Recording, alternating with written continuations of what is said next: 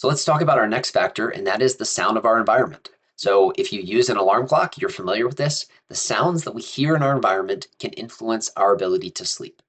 And this is shown actually in the scientific data where sounds, even at about 40 decibels, like the hum of a refrigerator or a quiet conversation, can increase the amount of arousals during sleep or the amount of essentially wake pulses during sleep, even when those measurements aren't noticed by an electroencephalogram or the brain measurement device. So there are subtle interruptions to our sleep by even small amounts of sound. So there are fortunately simple ways that we can improve this.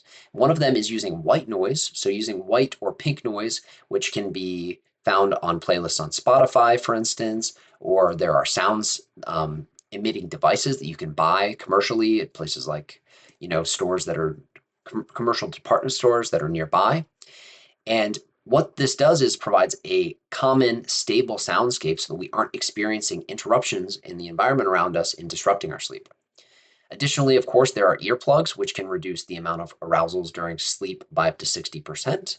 We can also put inserts into our windows that can reduce the amount of noise coming through that by about 50 to 70%.